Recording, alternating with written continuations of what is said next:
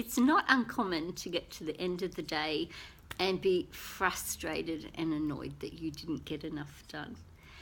Today, unbelievably, 4 of my clients said they felt frustrated about that. So Deb Maes from Imaginable Excellence Coaching and Divya Hemnani, Intrinsic Brilliance Institute, both of us brain trainers, would like to give a little suggestion, because this is such a common frustration, isn't it?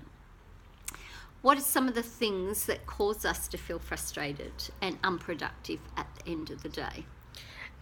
I've noticed with my clients that often they put way too many things on the list of things to do. So if we've got like 87 items on our list of things to do and we get 4 done, that leaves us feeling unaccomplished, when the reality is there's no way we could have possibly gotten everything that we put down.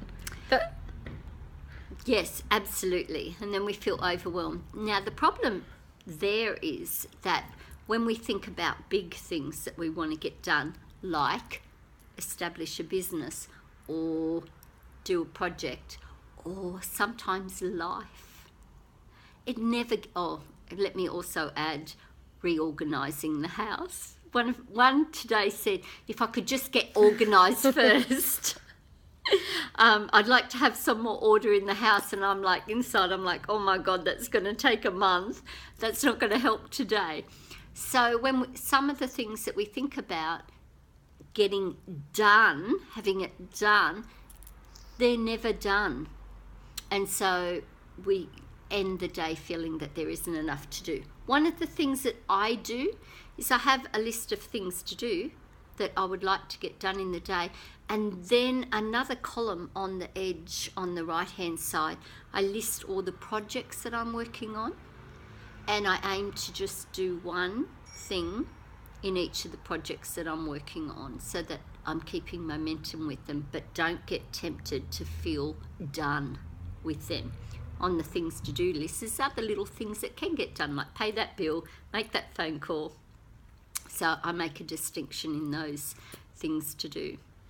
And so what Deb shared is, even in just writing them down and separating that way, sometimes another thing is people try to keep it all in their heads, and that is also not so useful, because I don't know if you've noticed, but when we store things in our minds, they tend to feel like they're up here on top of us, like, oh, I've got all these things. And so by pulling them out, putting them on a piece of paper, we're then able to look down at them. So immediately they're less heavy, because they're not on top of us anymore. We've moved the spatial positioning, so we're looking down at them. So you see yourself looking down at your list, beautifully organized right there. You've got your tasks and then projects on the other side. So, and you know, both of us know as neuroscientists, that when we look down and they're outside our head, we actually fire a different set of neurons. And the thing with storing them in our head is, okay, if our list is 86 things, which is way too much anyway, but when they're in our head, they don't feel like 86, they feel like a zillion. It's the illusion of lots and lots, because we've got to keep them in an open loop, like on the computer with all those little tabs. The computer's got to keep them running. But once they're on the piece of paper, they stay still, and our mind doesn't have to keep an open loop for them, so it doesn't feel quite as much. Yeah, and it doesn't chew up any of that your for a computer, CPU, the memory, right, is used indeed. Up in that. Yes. Now, you told me about a fantastic strategy that you have. I just love the analogy. Go straight ahead and tell them one really useful tip in dealing with all of this. So what I like to recommend, that this is a strategy that I use personally, and I have shared it with several of my coaching clients who've also had success with this. I call it the cock and balls strategy. And the monogamous people will like this, because you say have just one one cock, 2 balls. Yeah? And so this is an organizational strategy. It's a prioritization strategy. So when we look at that list and it's got all of our different tasks and projects, what's the one thing, the key thing that if you just focus on this one thing will have the greatest impact? Resulting in, whether in the context of your big picture vision or whatever metric you're using, what's the one thing? That's your cock. That's the thing that you focus on. The cock is the need to have. It's the essential item that you do not go to sleep until the cock is attended to. And to chunk it down so it's manageable, right? So there's the cock, and then there's the balls, the nice to haves. Like if I get to these, that'd be great. But if we don't, that's okay too, right? Just so essentially you've got your one, and then the 2 supplemental on either side, right? And then there's a whole lot of pubes.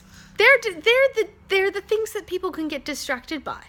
Those are the like itty bitty little things that when we are busy for the sake of being busy, which when I'm not conscious, do like a champ. I'll put all my attention on the pubes. When I'm conscious, I'm aware what really matters. Focus on the cock. If you've got time, if you finish the cock, attend to the balls. And then the pubes, they're not really that important. Well, some people think that. Another strategy is clean up all the pubes. And then sometimes get them out of the way, and then the key things are doable.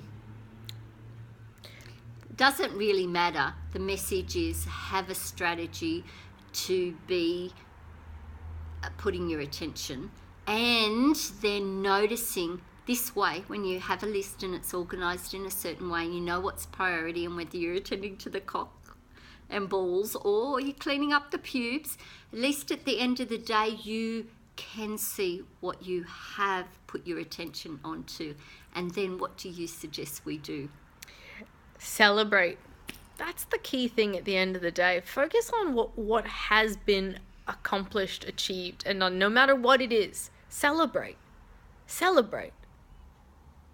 Because that is really the thing that makes us feel at the end of the day we haven't done enough and we're unfulfilled, is we have not paid attention to the things that we have done, and in our awareness is all the things yet to do. Yeah. And that leaves us feeling very heavy, feeling like we've wasted the day, and then we're demotivated, and that's not useful. Keep yourself paying attention to what you are achieving. You'll keep yourself energized, and then you do more. Yeah. So that's our handy strategy for if you ever find yourself feeling like you have gotten to the end of the day and not accomplished much. Apply these tools first. Take it out of your head, put it on a list, write it down, and organize it based on what's the most important Pubes thing. on the left. Yeah. Cock and balls on the right. There you go. And then celebrate. Celebrate at the end of the day. However you like to do that.